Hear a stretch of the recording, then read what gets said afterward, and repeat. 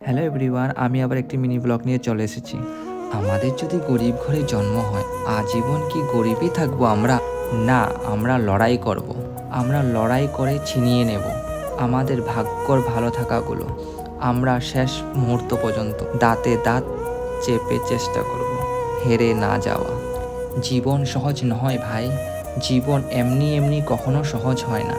সেটাকে সহজ বানিয়ে নিতে হয়, কিছুটা ধৈর্য ধরে, কিছুটা সহজ করে এবং প্রচুর কিছু ইগনোর করে।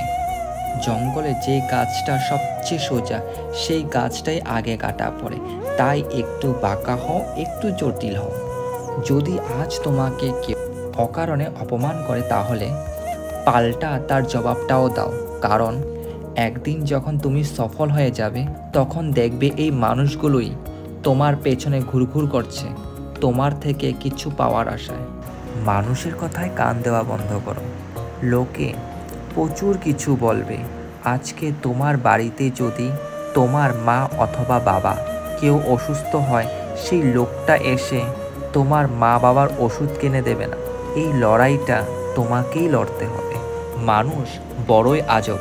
ছোটবেলায় পুতুলকে মানুষ ভেবে খেলে, আর বড় হলে মানুষকে পুতুল ভেবে খেলে। আমি তো পাথর নয় যে আমার কষ্ট হয় না, কষ্ট আমারও হয়, শুধু চিৎকার করে কাঁদতে পারি না। আমি হাসি মুখে কথা বলি, সবার সাথে মিশে চলি, দুঃখ পেলে গোপন রাখি। সবাই ভাবে আমি সুখী, আসলে সুখী আমি নয়। আমার জীবনটাই সুখের অভিনয়। আপন ভেবে কাউকে মনের সব কথা বলবেন না। এমন এক সময় আসবে যে তোমাকে তোমার কথা দিয়েই আঘাত করবে। আজকের জন্য এতটুকুই। ভালো লাগলে লাইক, কমেন্ট, শেয়ার অবশ্যই করে দেবে।